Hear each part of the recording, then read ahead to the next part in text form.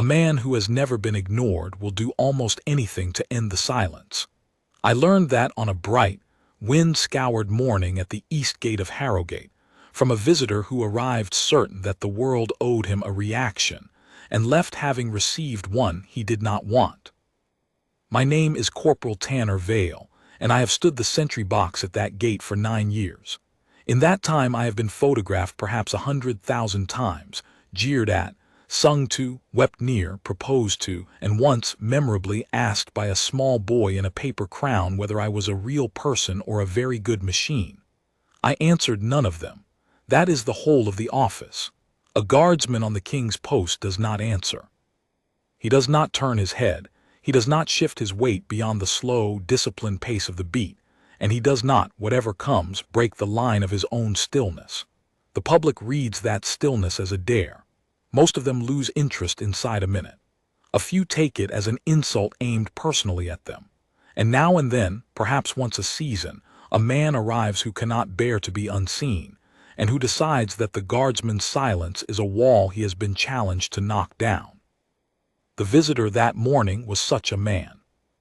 I noticed him before he noticed me, which is a thing the public never guesses. They think the bearskin caps our eyes and the discipline caps our attention, that we are somehow switched off between the changing of the guard. The truth is the opposite. A sentry who is doing his work sees everything in his arc and files it without moving a muscle. The pace of a crowd, the hands that stay in pockets too long, the parcel set down and stepped away from, the face that keeps returning to the same spot on the railings. I had already logged him. Tall, broad through the shoulders, a pale linen jacket too light for the wind, expensive sunglasses pushed up into hair he clearly spent money on. A camera on a strap, though he never used it as a camera. He held his phone the way the young ones do, already recording, already narrating to an audience that was not there yet. He moved through the tourists at the rope line the way a large man moves through a shallow river, as though the water should have the courtesy to part. He was a foreigner. I say that plainly and without judgment, because it matters only in one respect. He did not know the ground he stood on. He did not know what the box behind me was, or what the man beside it 100 feet down the forecourt was, or what the small brass plate on the gate meant, or that the wall at his back had held for 400 years and would not be moved by him. He knew only that here was a soldier in a red tunic who would not look at him, and that a soldier who would not look at him was, in his understanding of the world, a challenge. He came to the rope and stopped, and I felt the crowd's attention gather around him the way it does around anyone loud. He said something to me. I will not pretend I remember the exact words of the first sally. It was the usual opening, a cheerful carrying "Hey, hey you. Look at me," pitched to make the tourists laugh. A few did. That is the fuel these men run on, and he took the laugh as fuel and leaned in for more. I paced my beat, 10 steps to the wall, about 10 steps back. The heel comes down hard, and the sound of it on the flags is the only voice a sentry is permitted, and it says the same thing every time. I am here, I am the king's, I do not move for you. He watched me go and come, and the small game he had planned, provoke the statue, film the statue not reacting, post the statue, began. I want to be fair to him, insofar as fairness is owed. In the first 2 minutes he did nothing that 1,000 tourists a day do not do. He waved a hand across my eyeline.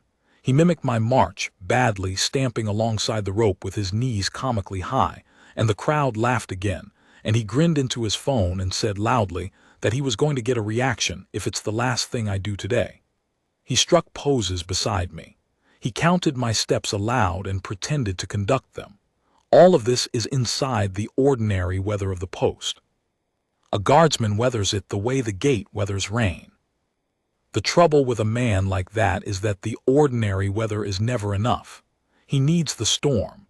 And when the statue does not react to the small provocations, he does not conclude that the statue will never react. He concludes that he has not yet found the right lever, so he escalates. Every one of them escalates. It is the most predictable thing in the world, and it is the reason the post is not a joke, and it is the reason we are trained the way we are trained. Behind me and to the left under the arch stood the man who would become the second half of this story, though I did not look at him and he did not look at me. His name was Sergeant Halloran, and he was the picket that morning, the moving man, the one not fixed to a box, whose whole function is to watch the sentries and the crowd and to close the distance when the weather turns. Halloran was 20 feet off, in the shadow of the arch, hands folded, apparently at ease, actually reading the forecourt the way I was reading my arc. Between the two of us and the wider ring of the forecourt there was a third layer the visitor could not have named. The gate lodge, where a duty officer sat with a bank of screens, and where, from the moment the man in the linen jacket first leaned across the rope and shouted, a small red light had begun to blink beside his image. We are watched by more eyes than our own. That, too, he did not know. "Come on," the man said, and his voice had changed. The cheer was thinning. 2 minutes of being ignored by a target he had chosen precisely because ignoring him would make good footage, and already the thing underneath the cheer was showing the part that could not stand it. "Come on, Tin Man. You're telling me you can't even blink. Blink for me. One blink." 10 steps to the wall, about. 10 steps back. He put his face over the rope, close to the line I am forbidden to cross, and he was forbidden to cross from the other side, and he shouted directly into the space where I would pass. "Smile." The crowd's laughter had a different edge now. Some of them had stopped laughing. There is a moment in every one of these, I have watched it 100 times, where the crowd turns. Where the funny man stops being the funny man and becomes the man making everyone uncomfortable, and the phones that were pointed at me swing slowly around to point at him. He did not feel it turn. Men like that never do until it is far too late. I completed the beat. I did not smile. I did not blink on his command, though of course I blink. A sentry is a man, not a carving, and the discipline is not in refusing to be human, but in refusing to spend one's humanity on the man trying to buy it. He read my stillness as defiance, which it was not. It was only the post, but defiance was what he needed to see, because a man who cannot get a reaction can at least tell himself that the wall is fighting him, and a wall that is fighting him can be beaten. He crossed a line then, not the physical rope, not yet, but the line between playing at the statue and going to war with it. He reached out and flicked the muzzle of my rifle with one finger, a small contemptuous tap, the way you might flick a toy to see if it wobbles. "Is this even real?" he said to his phone. "Bet it's not even loaded. Bet none of it's real. Look at this guy, standing here all day so tourists can laugh at him. What a job, what a life. The rifle is real. I will leave it there." I did not move for the flick. This surprises people, but it is doctrine. The sentry does not chase the provocation. The sentry holds the post, and the post has a system around it precisely so that the man on the box need not become a brawler in a red coat on the front pages. My stillness was not weakness, and it was not even patience. It was the first move in a response that had already begun without my lifting a hand, because 20 feet away in the shadow of the arch, Sergeant Halloran had unfolded his hands. The man did not see it.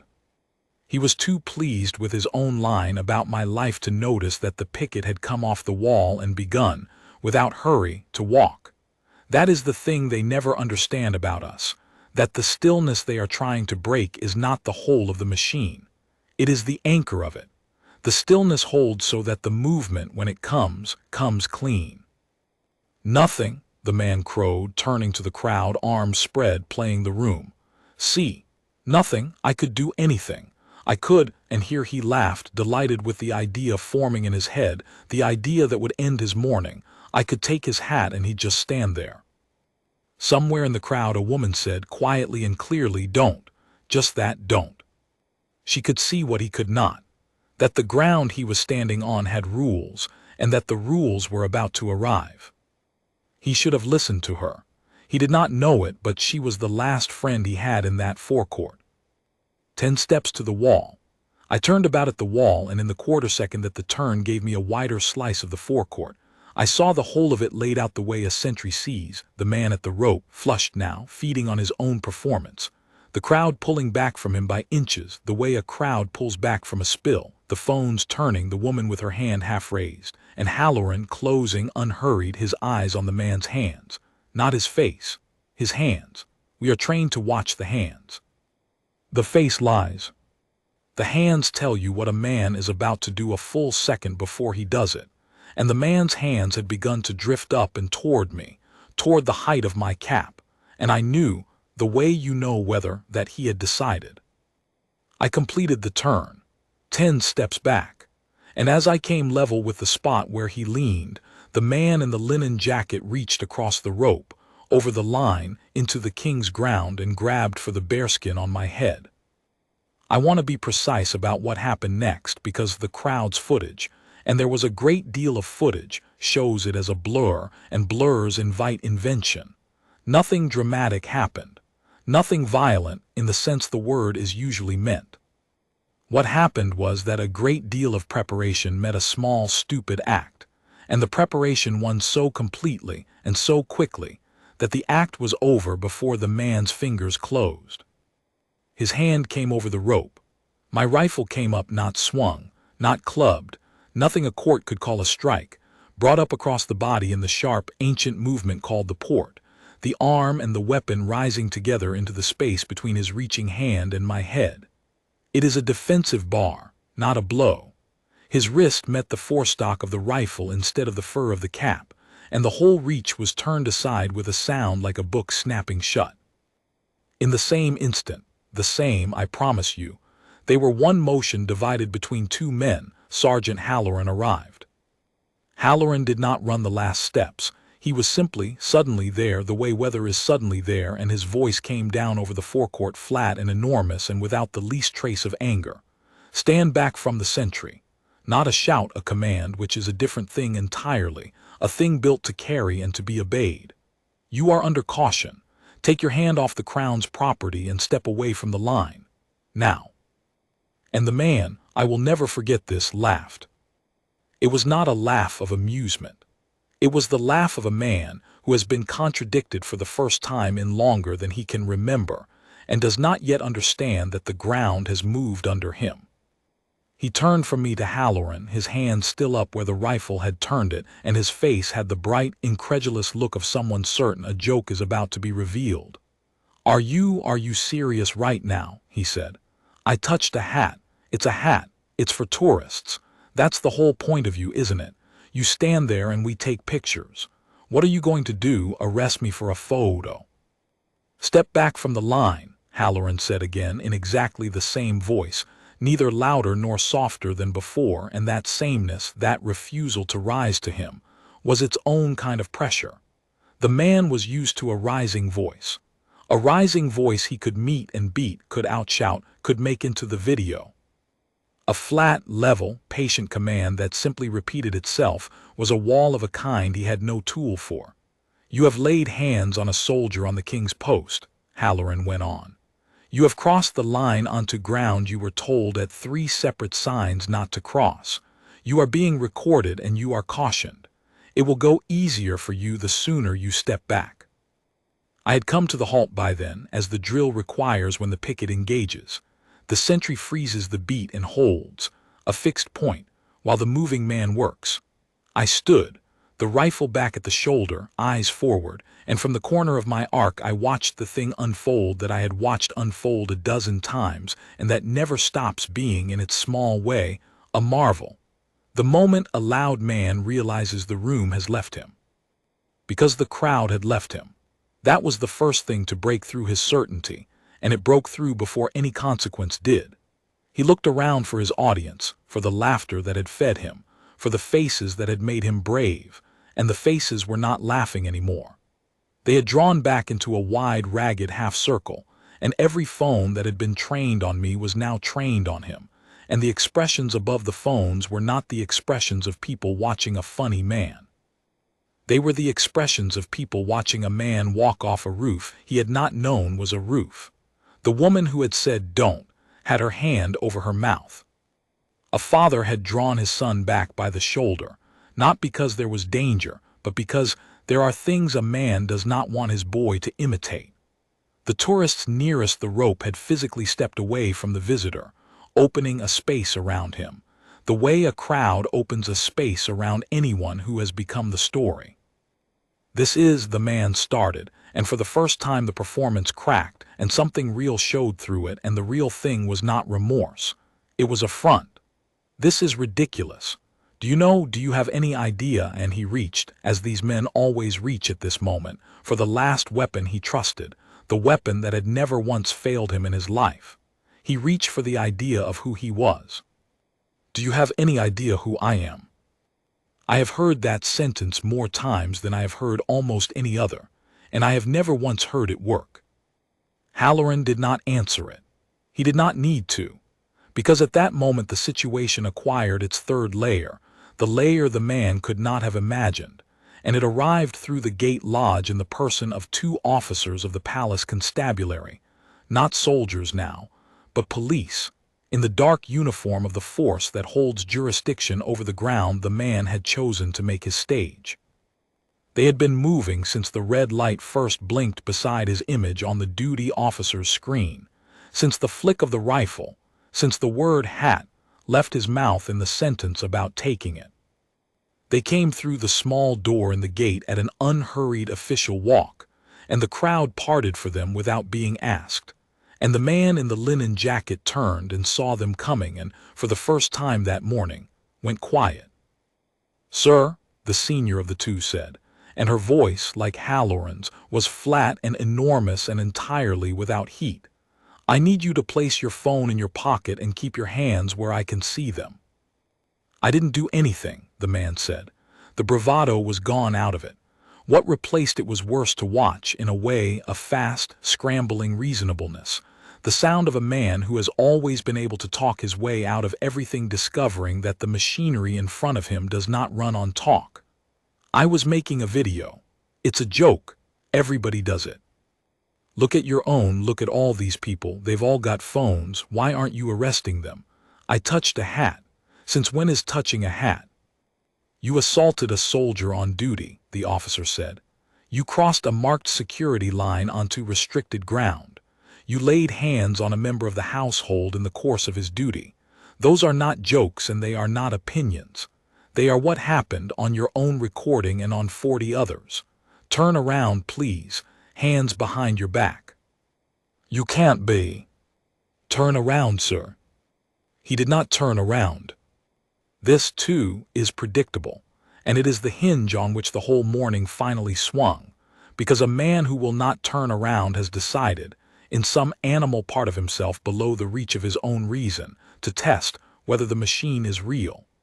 Everything up to that instant could still have ended with a caution and a stern word and a chastened man walking away smaller than he came. His grab at my cap had been turned aside with no harm done. The rifle bar leaves no mark and breaks no law when a man reaches for a sentry's head. There was still, in that instant, a door open behind him through which he could have walked out of his own worst morning. But he did not walk through it. He put his palms up and stepped back from the officer, back toward the rope, back toward me, and he said the thing that closed the door. "Don't touch me," he said. "Don't you dare put your hands on me. Do you know what I'll do to you? Do you know what my lawyers will?" And he brought his hand down and knocked the officer's reaching arm away. That was the arrest. Not the cap, not the flick of the rifle, not the crossing of the line, not the shouting. All of those together might, with a good morning and a patient officer, have come to nothing but a warning. It was the striking away of the officer's hand, the second assault, the one he chose freely after every warning the system could give him, that turned the caution into a charge and the charge into cuffs. I have thought about that a great deal in the years since. The system had built all around this man, one exit after another, and at each exit a person had told him, in effect, "Stop now and go home." The woman in the crowd, Halloran twice, the officer 3 times, and at each door he had chosen the room instead, because the room was where the fight was, and the fight was the only place he knew how to be a man. It was not the guard who arrested him in the end. It was not even the officer. It was his own hand. What followed took perhaps 8 seconds, and I will not dress it up, because the drama the crowd's footage seems to promise was not there. The two officers moved together the way trained people move, and the man's arm that had knocked the officer's hand away was taken at the wrist and folded up behind him with a technique that uses a man's own strength against him and hurts only if he fights it. And he fought it, so it hurt, briefly, and he made a sound of outrage that was mostly surprise. And then his other wrist was behind him too, and the cuffs went on with the small final click that is, I think, the loneliest sound in the world for a man who has never heard it before. And it was over. He stood at the rope where he had planned to conquer the statue, cuffed, breathing hard, his sunglasses knocked down over one eye, his phone face down on the flags where it had fallen, and I noticed this. And I confess a flicker of something unworthy passed through me, still recording, its little red eye pointed up at the sky, filming nothing, having filmed everything. "You're all going to lose your jobs," he said. It came out thin. "Every one of you, do you understand me? Every single. You have the right to remain silent," the officer said, and began, in the calm liturgy of the caution, to tell him the rights he had. And the man's threats broke against that calm and ran out of him like water out of a cracked jug. And the crowd stood in its wide, silent half-circle and watched a man who had come to make the king's guard into a joke become, instead, the joke, though no one was laughing. I want to say a word here about what it costs to be the still point of that. Because the footage, and by nightfall the footage was everywhere, shows a soldier who did not react, and the whole triumph of the story, the way the public told it back to itself, was that the guard stood there and never so much as looked at the man while the machinery of justice closed around him. And that is true. But standing there while a man reaches for your head, and holding the beat, and trusting the picket behind you and the officer beyond him and the whole invisible architecture of the post, that is not the absence of a reaction. It is the hardest reaction there is. Every animal instinct in a man tells him to turn and face the hand at his head, to plant his feet and become large, to answer contempt with contempt. The discipline is not that we feel none of that. The discipline is that we feel all of it and spend none of it. We hold the still point so that the men trained to move can move cleanly, so that the story ends with a lawful arrest and not a brawl, so that no photograph exists of a king's soldier with his fists up. The stillness is the whole of the work, and it is work, and on the days it holds as it held that morning, you go back to the box with your heart going like a drum and your face like stone, and no one watching knows the difference between the drum and the stone, and that not knowing is the point. The officers walked him out through the small door in the gate. He did not go quietly exactly, but he went cuffed, diminished, still talking, though the talk had turned from threats to a kind of appalled disbelief, a man narrating his own catastrophe to himself. "Do you know how much I paid to be here? This is a free country. Somebody get his badge number. I know people." And the small door closed behind him and the forecourt exhaled, and the crowd, which had been a single held breath, broke back into its parts, into families and couples and tour groups, and a strange thing happened, which I have seen happen only a few times, and which I count among the reasons I have kept the post 9 years. The forecourt did not turn to me for a show. It turned to me, for one long moment, in something like apology. As though the crowd, having watched one of its own kind try to make sport of me and fail, wanted to be sure I understood that he had not spoken for them. 100 people, and not one of them shouted. Not one waved a hand in my face or counted my steps or dared me to blink. They filed past the rope at a respectful distance, and some of them nodded to me. The small nod a man gives another man, the nod that says I saw that, and I am on your side, and I could not return the nod, because the post does not permit it, but I marked every one. 10 steps to the wall, about 10 steps back. I would like to tell you that was the end of it. It was not the end of it. It was the beginning of a longer thing, and the longer thing is the part I actually came here to tell, because the arrest at the gate was only the small immediate justice, the karma the crowd could see with its own eyes. The larger justice took 9 weeks and a courtroom and a lesson that reached, in the end, all the way up to the king himself. But before I take you there, I must take you back, one day back to the evening before, because the man in the linen jacket did not fall out of a clear sky. Almost none of them do. And the shape of what he was, and what happened to him, and why the palace decided this particular tourist would not be quietly cautioned and released to catch his flight home, has its root in the evening before he ever reached my gate. His name, I may as well give it to you now, since the courts have made it public, was Devereaux. That was not the name he was born with. It was the name he had made, the way a man makes a brand. And by the morning he reached my post, it was a name that a great many people online knew, and a smaller number of people paid to be near. He was, in the language of the age, an influencer, though the word does not carry the weight of the thing. He was a man who had discovered, some years before, that the surest currency in the world is attention, and that attention flows most reliably toward the man who is willing to do what others will not, to say the cruel thing, cross the marked line, provoke the person who cannot provoke back. He had built a fortune of a kind on it. He traveled the great cities of the world and made, at each of them, the same essential video. Devereaux, larger than life, breaking a small rule or humbling a small person or defying a small authority, and grinning into the lens while a crowd laughed or gasped.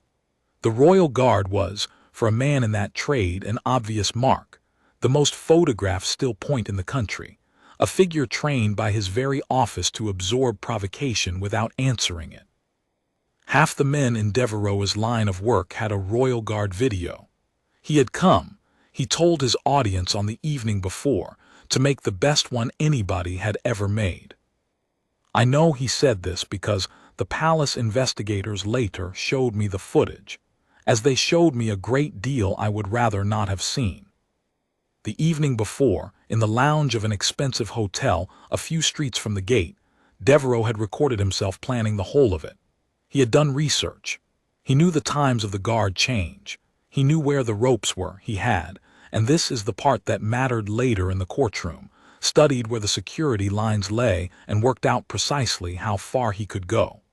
He told his audience that the trick was to get right up to the edge of what they can do to you and dance on it. He said the guard couldn't touch him. He said, and the court heard this said in his own recorded voice, the night before he did it, worst case they tell me to move. There's no worst case. These guys aren't allowed to do anything. That's the whole joke. You can do literally anything, and they just have to stand there and take it. That was the theory he arrived with, that every rule around the guard bent one way, restraining the soldier, freeing the tourist, that the discipline of the post was a leash on us and a license for him. He had built an entire career on finding the person who was not permitted to fight back and fighting them in front of a laughing crowd, and he had come to my gate believing he had found the ultimate such person, a man whose entire profession was not fighting back. He was half right, which is the most dangerous thing a man can be. It is true that the sentry is not permitted to break his post to chase a provocation, is not permitted to answer a taunt, is trained to absorb a great deal that would send an ordinary man to blows. Devereaux saw that half and built his whole confidence on it. What he did not see, what 100,000 tourists never see, and what he had every reason to learn and no patience to learn, was the other half, that the sentry's restraint is not the absence of consequence but the storage of it. That the discipline which stays my hand is the same discipline that keeps, 20 feet away, a picket whose hand is not stayed, and beyond the picket a police force whose hands are not stayed, and beyond them a body of law, older than his country and mine both, that draws a very bright line around the person of a soldier on the king's duty. My not reacting was never the whole answer to his provocation. It was only the visible tip of it. The rest of the answer stood in the shadow of the arch and sat behind the screens in the gate lodge and waited, the way a spring waits under a weight, for the moment he chose to press. He pressed, and the spring, which had been compressing under every taunt and every flick and every crossed inch of line, released all at once, exactly as it was built to. That is the thing I wish I could make every Devereaux understand before he ever reaches a gate. The stillness you are trying to break is not weakness stored up. It is force stored up. And when you finally break it, it is not you who breaks it. It is you who releases it onto yourself. But I am ahead of the story again. Let me go back to the gate, to the hour after the arrest, because the immediate justice, the cuffs, the small door, the diminished man narrating his own fall was, as I have said, only the surface. What the crowd did not see, what took the following 9 weeks to surface, was the manner in which this particular arrogance ran headlong into the one thing it had never accounted for. A household that does not, as it happens, find the humiliation of its guardsmen amusing, and a king who takes the honor of the men at his gates more personally than any of them dare hope. I did not know that yet, standing my beat that morning with my heart going like a drum. I knew only that the man was gone that the post had held, and that I had a further 2 hours to stand before my relief came. I stood them. 10 steps to the wall, about 10 steps back, 1,000 times over, while the forecourt filled and emptied and filled again with people who, for that one day at least, kept a respectful distance from the rope. And when my relief came and I marched off the post and into the guardroom, and finally, in the privacy of that plain stone room, let my face be a man's face again, the sergeant of the guard was waiting for me with an expression I could not read. "You're wanted," he said. "By whom?" "Upstairs." He did not smile. "All the way upstairs. Get yourself squared away, Vale. The household wants a word with the man from the east gate." A man does not stand 9 years at a royal gate without learning that "the household wants a word" is a phrase that can mean a commendation or a firing squad, and that the tone in which it is delivered tells you nothing, because the men who deliver it have trained their tone to tell you nothing. I squared myself away. I checked my tunic, my medals, the set of my cap, the shine of my boots, though I had checked them all before I ever went on post, because a guardsman who is summoned upstairs presents himself as though the king himself will inspect the polish, and often enough the king himself does. I was taken not to the king that first day, but to an office I had never seen, high in the older wing, where the windows looked down over the very forecourt I had just left, and where a man in a dark suit sat behind a desk with a bank of screens and a folder, and an expression of grave, careful neutrality. He introduced himself as the controller of the household, the man, as I understood it, who ran the machinery of the king's affairs the way a first officer runs a ship, so that the king need only steer. Beside him stood a woman I did know, at least by sight, the household's chief of press, a formidable person whose whole art was the management of what the world was permitted to think about the crown. And it was she, not the controller, who spoke first, and what she said told me at once that the morning's small drama had become, overnight, a very large one.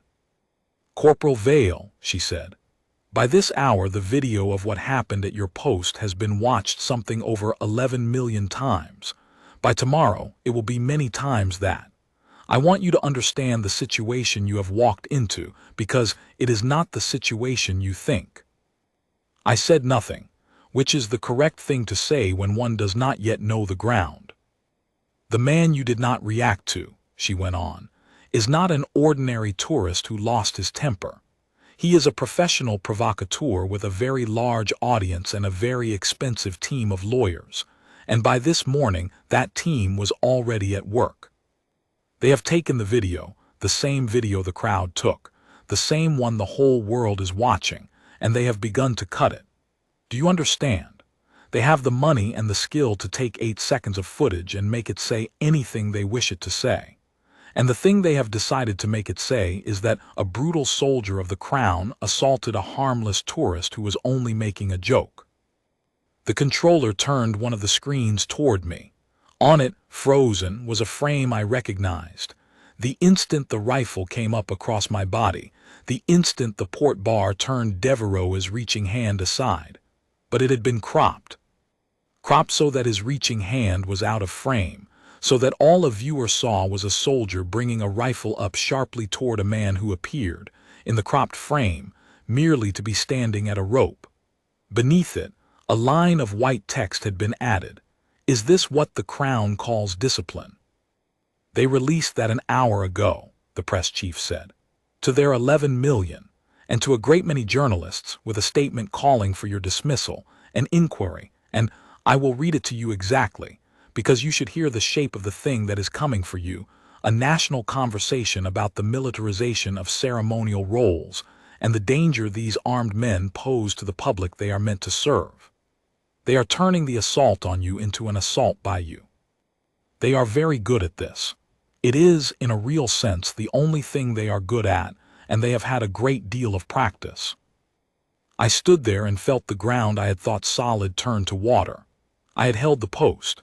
I had done everything exactly as the drill required, had not chased the provocation, had trusted the picket, had let the system work, had not spent 1 ounce of my humanity on the man. And the reward for holding was to be recut into a villain for 11 million strangers and offered up for my own dismissal. I understood in that office a thing about the modern world that the old drill books never anticipated, that a man can do everything right in full view of 40 cameras and still be made the wrongdoer by whoever owns the sharpest knife and the largest crowd. I turned the rifle aside, I said. It was the only thing I could think to say. I did not strike him. The bar is a defensive movement. It leaves no. "We know," the controller said quietly. "We have the uncut footage.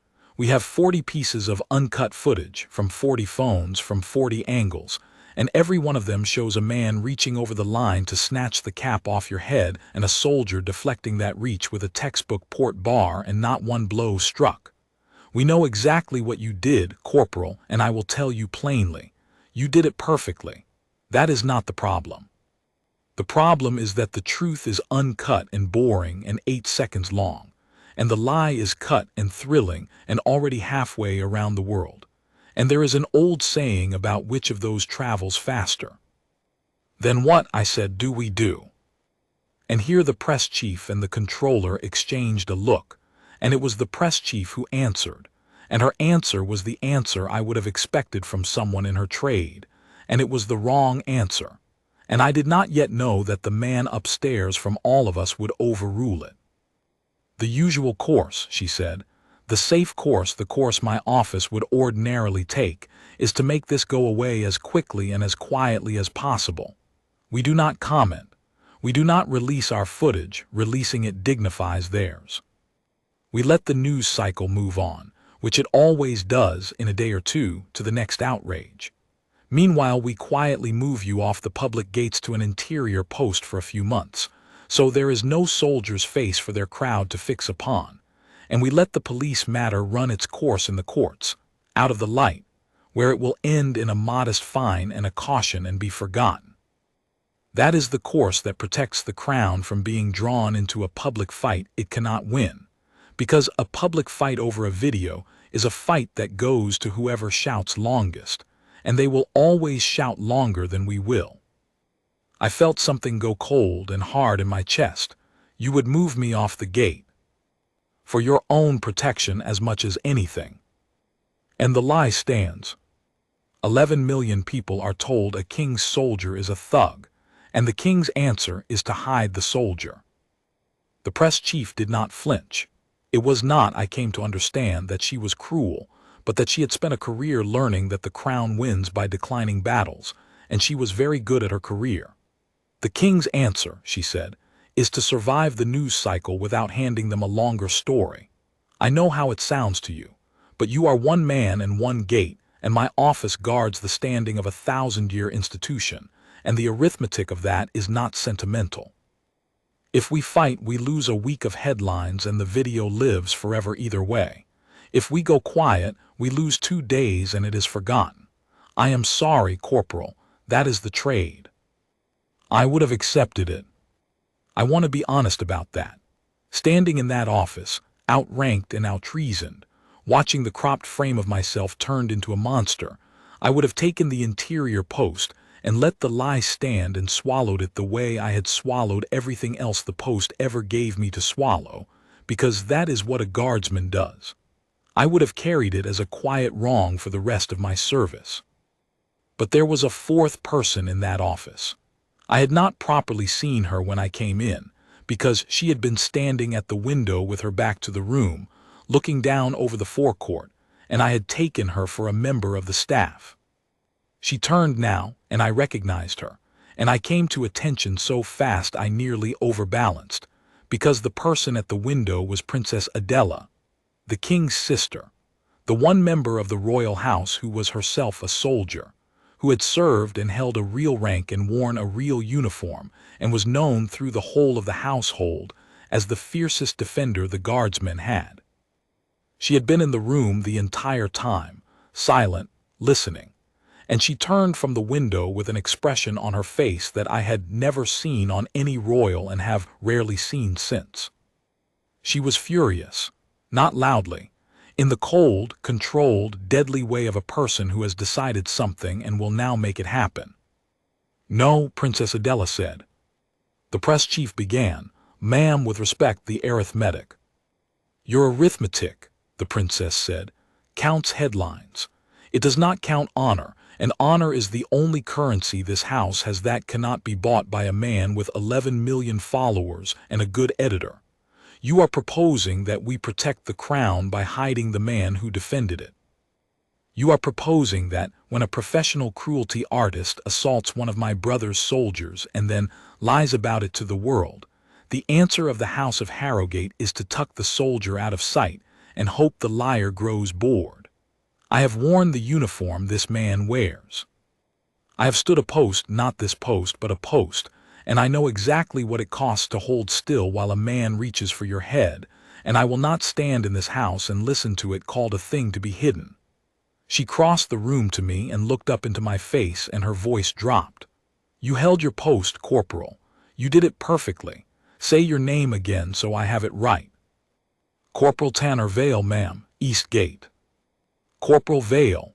She turned back to the controller and the press chief, and the fury in her was a still fury now, which is the most dangerous kind. "I am going to my brother. And I am going to tell him that his house stands at a fork this morning, and that one road leads to a quiet grave for the truth and the other leads to a fight, and that I would rather we lose the fight standing than win the silence hiding. Wait here, all of you. The king will decide this, not a spreadsheet." And she went out, and the door closed behind her, and the three of us stood in that high office over the forecourt and waited for the King of Eldermore to decide what a soldier's honor was worth. We did not wait long. That, more than anything, told me how the king had decided, because a king who means to hedge takes his time, and a king who means to fight moves at once. Within the half hour the door opened and the controller was called away, and within the hour I was called away too, and I was brought, a corporal of the gate, who had never in 9 years stood closer to the king than the width of a parade, into a smaller, warmer room where King Alaric sat at a table with the day's terrible video, paused on a screen before him and his sister standing at his shoulder like a drawn sword. He was older than the portraits and plainer, and his eyes, when he raised them to me, were not the eyes of a man performing kingship for a photograph, but the eyes of a commander who has just been handed a problem and has already, characteristically, decided how to meet it. He did not tell me to stand at ease. He looked at me for a long moment, and then he said a thing I have carried with me every day since. "They tell me," the king said, "that you stood at my gate this morning and let a man reach for your head, and that you did not so much as look at him while a mob laughed. And they tell me that this was the right thing and the disciplined thing and the thing your training required. Is that so, Corporal?" "Yes, Your Majesty." "And do you know," the king said, "what it does to a man like me, a man who has never once in his life had to stand still while he was mocked, because the office I was born to has always answered mockery before I could feel it, to watch a man like you do the thing I have never had the courage to be tested for. They wanted me to hide you." His voice did not rise, but something moved through it, low and hard like current under ice. My own people, whose whole work is to protect this house, they came to me this morning and told me the safe course was to tuck you into an interior corridor and let a liar with a good editor tell the world you are a brute, and let it fade, and be grateful it faded. And do you know what I told them? No, Your Majesty. I told them that a house that will not stand behind its guards has no business asking men to guard it. I told them that the day the King of Eldermore answers an assault on one of his soldiers, by hiding the soldier, is the day the office is worth nothing, and I would rather lose 100 news cycles than hold an office worth nothing. We are not going to be quiet, Corporal Vale. We are going to be very, very loud. And here he leaned forward and the whole force of him came to a point. We are going to be loud with the truth, and the truth is a slower weapon than the lie, and it requires more courage to wield because it cannot be cut and it cannot be rushed, and it will take longer than a spreadsheet would like.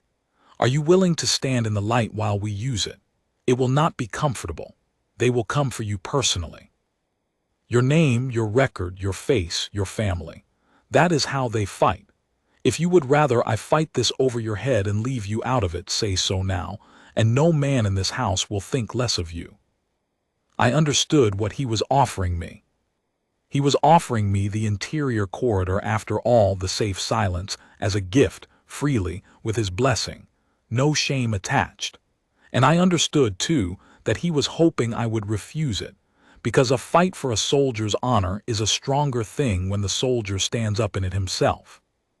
Your Majesty, I said, I held my post this morning while a man tried to take my cap for a laugh. I can hold it while a man tries to take my name for a headline. I would rather stand in the light. Princess Adela smiled, the first smile I had seen from her, and a fierce one, and the king sat back, and something in the room settled, and he said, "Good. Then here is how we fight." I will not pretend I designed what followed, or even fully understood it as it unfolded. I am a corporal of the gate. The machinery of a crown defending itself in the modern age is far above my pay and my learning. But I stood inside that machinery for the 9 weeks it ran, and I will tell you what I saw, because what I saw was arrogance, and its answer worked out on a scale the man at my rope could never have imagined when he flicked my rifle and asked his phone whether any of it was real. The first move was the footage, not the cropped 8 seconds Devereaux's people had released, but all of it, the full uncut record, from the household's own cameras and, more devastatingly, from the crowd itself. The press chief, who to her great credit threw herself into the king's chosen course, once he had chosen it with all the skill she had meant to spend on the safe one, put out a public call. Anyone who had filmed the incident at the East Gate that morning was asked to send in their footage, unedited, whole. And the footage came. It came in a flood because 100 people had filmed it, and every one of them had seen with their own eyes what the cropped clip left out, and every one of them was, in some small way, offended to have watched a thing, and then been told by a stranger with 11 million followers that they had watched its opposite.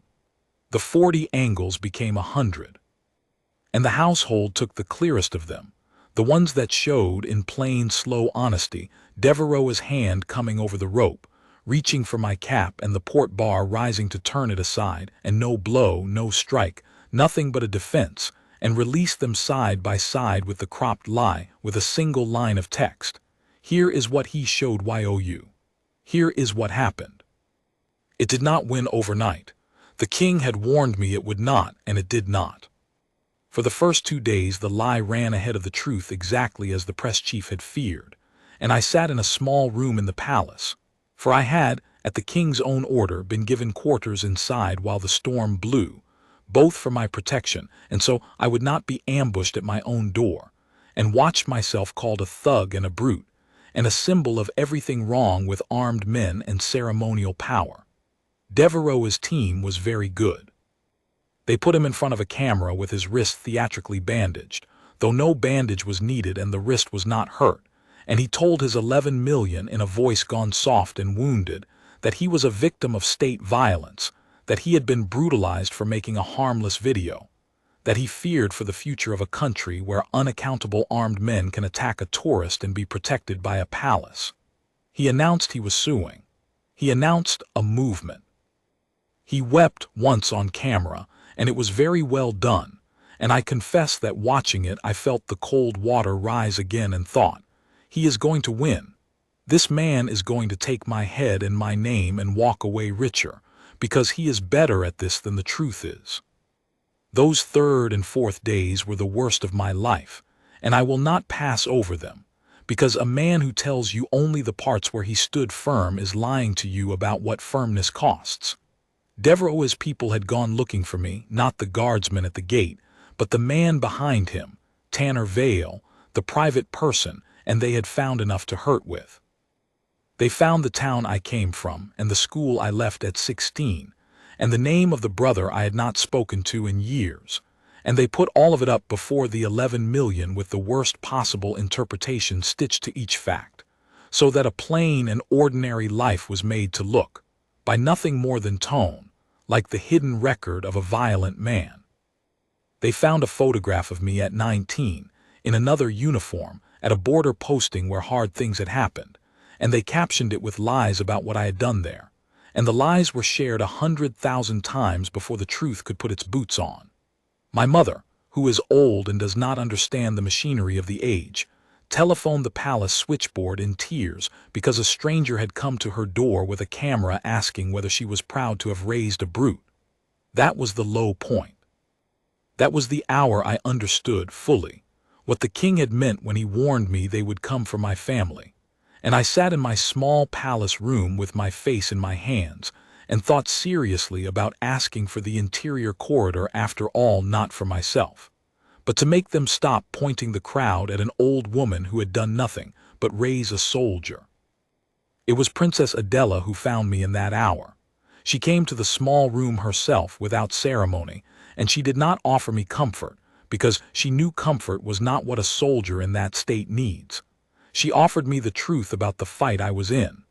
"They are trying to make you flinch," she said, sitting down across from me, still in the plain clothes she wore when she was not on parade. "Not with the grab at your cap, that failed. With this.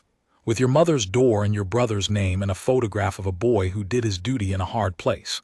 This is the same provocation, Corporal, aimed at a softer target, and it wants the same thing the man at the rope wanted, for you to break your post. Only your post now is not the gate. Your post now is the truth and standing in it. If you leave it, if you ask to be hidden to make them stop, you hand them the victory the rope did not. They will say you fled because you were guilty, and your mother's door will still be knocked upon, only now there will be no one standing whole in the light to prove them liars. The way to protect her is not to run, it is to win." She stood. "I have already sent people to her door. Not to fight the crowd, to stand between her and it quietly, and to take her somewhere they cannot reach. She is safe as of an hour ago, and she asked me to tell you that she is not crying anymore and that she is proud and that you are to hold your post. Those were her words, Corporal. Hold your post. Now, are you going to make a liar of your own mother?" I was not, and that, more than the king's charge or the press chief's machinery, was the thing that set my feet again. There is a particular strength in being told to stand firm by the very person you were about to abandon your post to protect, and I stood, and I did not ask for the corridor, and by the grace of what came next I never had to. The turn, when it came, did not come from the palace. This is the part I find most fitting, looking back. The king had chosen the truth as his weapon, and the truth's peculiar strength is that it does not need the king to carry it. Once it is loose in the world, it finds its own hands, and the hands it found belonged to the ordinary people who had been at my gate that morning. The crowd Devereaux had performed for, the crowd he had assumed would always be his crowd. It began with the woman who had said don't. She was, it turned out, a schoolteacher on holiday from somewhere far away, an ordinary person with a small and honest online presence, and she had filmed the whole thing, and when she saw the cropped clip and heard Devereaux weeping about state violence, something in her rebelled. She posted her own footage, the full 2 minutes from the first, "Hey, you look at me" to the cuffs, and she wrote underneath it a plain account of what she had actually seen. She wrote that she had watched a man spend 2 minutes trying to provoke a soldier who would not be provoked, that she had watched him escalate and escalate because the soldier's calm enraged him, that she had said "don't" out loud because she could see where it was going, that she had watched him reach across a marked line to grab the man's hat off his head, and that the soldier had turned the reach aside without striking him and had not moved again. She wrote, "I was there. I am not a subject of that king. I have no reason to defend him. I am telling you what I saw with my own eyes, because a man is lying about it to 11 million people, and the soldier he is lying about is not allowed to speak for himself. So I will speak for him. It did not happen the way you were told." That post did what all the palace's machinery had not managed in 2 days. It gave the truth a human face, not the crown's face, not a soldier's stone face, but the face of a stranger with nothing to gain, and the crowd that had been Devereaux's crowd began, slowly and then all at once, to turn. Because the 100 people who had been there began to recognize themselves in her account, and one by one, they added their own footage and their own words, and the 100 angles the palace had released stopped being cold official evidence and became, instead, 100 honest witnesses. And the 11 million, who are not fools whatever Devereaux believed, looked at the cropped clip and then at the 100 whole ones, and did the arithmetic themselves. By the 4th day, the tide had turned so hard that the men who had shared the lie were deleting it in embarrassment. By the 5th, Devereaux's weeping video had become a thing people watched only to mock: the bandaged wrist, the trembling voice, the movement. All of it now transparently a performance, and worse than a performance caught. His own great weapon, the crowd's attention, swung around in his hands and pointed at him, exactly as 40 phones had swung around and pointed at him in the forecourt. And this is the lesson I have turned over most often in the years since: that a man who lives entirely by the crowd's attention has built his house on the one foundation that cannot be trusted, because the same crowd that lifts him for his cruelty will drop him the instant it catches him lying, and it always, in the end, catches him. But the crowd's verdict, satisfying as it was not the justice the king had promised. The crowd forgets. The crowd would forget Devereaux inside a month and find a new man to lift and drop. The king had not fought this fight to win a week of online opinion. He had fought it to establish a thing, plainly and on the record, in a place where the record would stand after the crowd had wandered off. And that place was a courtroom. Devereaux, you see, had made a mistake far larger than the grab at my cap, and it was a mistake his lawyers could not cut or edit away. When he had knocked the officer's hand aside, the second assault, the free choice, the one that turned the caution into a charge, he had committed, under the law of the realm, a genuine and serious offense: the assault of an officer in the execution of her duty, compounded by the earlier assault on a soldier of the household on the king's post. These were not opinions to be spun. They were charges, and charges go to court, and in court there is no cropping, and there is no crowd to perform for, and there is no editing the footage before the judge sees the whole of it. Devereaux's lawyers, who were very good at the court of the crowd, were about to discover that they were in a different court entirely, one that ran on rules their client had spent his whole career pretending did not apply to him. He might still have escaped it lightly. Even then, on the eve of the trial, there was a version in which he pleaded to the lesser matter, paid a fine, apologized, and slunk home a diminished but not destroyed man. His own lawyers, I am told, begged him to take it. But a man does not become a Devereaux by taking the quiet exit, and he had one card left that he was certain would save him, the card he had trusted his whole life, the belief that he was too large to be treated like an ordinary man. He would not plead. He would fight it in open court, before the press, and he would turn the trial into the spectacle he had failed to make at my gate. He told his remaining followers that he would put the monarchy itself on trial. He arrived at the courthouse on the first morning in a white suit, grinning, playing to the cameras, certain the room would be his stage. I was there. The king had asked me to be in uniform in the public gallery, not as a witness.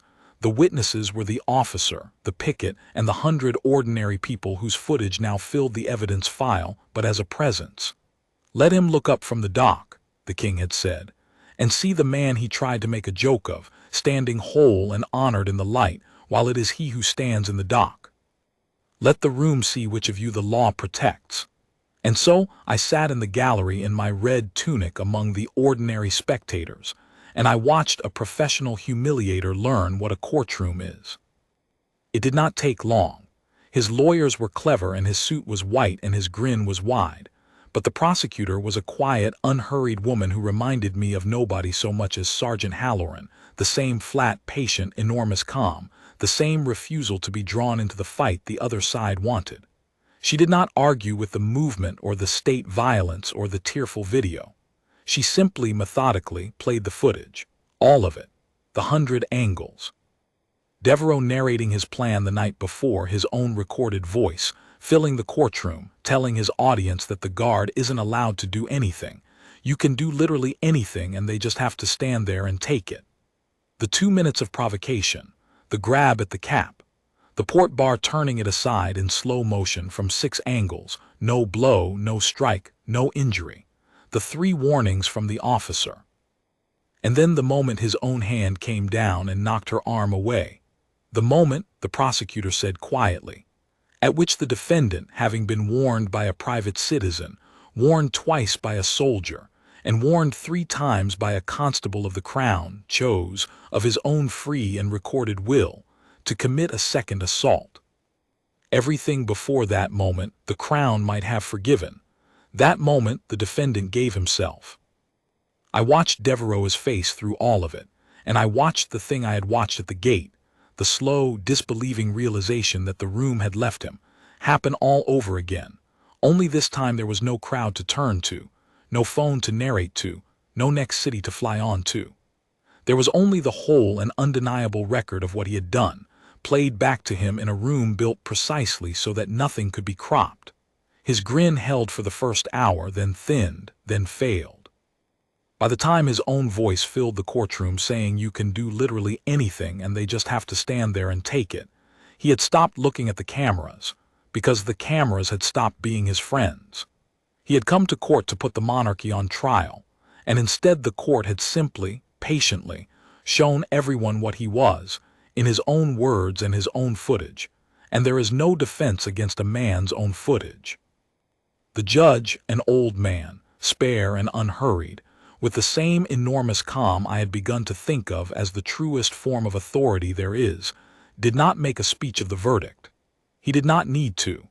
He found Devereaux guilty on both counts of assault, and in his sentencing remarks he said only a few things, but I have never forgotten them.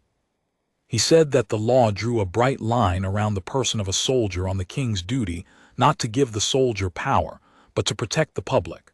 Because a man who may be provoked without consequence is a danger, and the discipline that forbids the guardsman to react is the very thing that makes him safe to stand among crowds. And the defendant, he said, mistook that discipline for weakness, and built his entire conduct on the belief that a man who will not strike back may be struck at freely. He was wrong, as such men are always wrong. The restraint of the king's guard is not an invitation, it is a trust. And the whole apparatus of this court exists to answer, on the guardsman's behalf, the provocations he is forbidden to answer himself. The defendant did not escape consequence by choosing a target who could not fight back. He merely ensured that the consequence, when it came from the law instead of from the man. He gave Devereaux a custodial sentence, suspended in the end, for it was a first offense of its kind and the man had not, whatever his intent, actually harmed anyone, but the suspension came bound to conditions that struck at the only thing Devereaux had ever valued.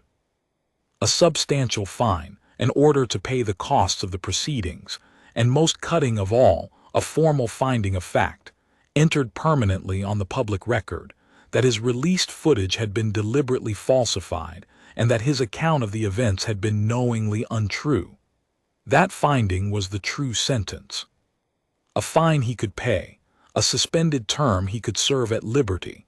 But a man whose entire fortune was built on the trust of a crowd had been branded, by a court of law, a proven liar, and the crowd, reading it, finished the work the judge had begun. The sponsors who had paid to stand near his name fled it. The audience that had lifted him for his cruelty dropped him for his lie. Within a year the name Devereaux, which he had made the way a man makes a brand, was worth less than the name he had been born with and abandoned. He had come to my gate to take a soldier's dignity for a laugh, and he had left having traded his own for a court record. The arrest happened immediately at the rope in the first minutes, but the full reckoning of it took the law its slower, surer time, and when it was done, it was complete. As for me, I went back to the gate. I want to end there because that is where a guardsman's story ought to end, and because the return to the post is the whole of what the post is. When the storm had blown out and the record stood and Devereaux had shrunk back into the anonymity he had spent his life fleeing, King Alaric sent for me one last time. I expected a commendation, and I will not pretend I would not have been proud of one. What he gave me was better. He stood when I came in, which a king is not obliged to do for a corporal, and he said, "I sent for you to say a thing I could not say while it was being fought, because a man in a fight needs orders, not thanks. Now the fight is won, so thank you, Corporal Vale. You held your post while a man reached for your head, and then you held it again while a man reached for your name, and you did not flinch at either. That is the whole of the office, and you gave the whole of it. There is nothing higher a soldier can do." And then he said, "I am told you would like to return to the East Gate. Most men, after such a thing, ask for a quieter post." "The East Gate is my post, your Majesty," I said. "A man who leaves it, because he was tested there, has let the test win." The king smiled, and I understood then that it had been, in its way, a final small test, and that I had passed it, and that he had known I would. "Go back to your gate, Corporal," he said. "It is well guarded when you stand it." And so I went back, and I am there still most mornings, 10 steps to the wall and about and 10 steps back, while the crowds gather at the rope and film the man who will not look at them.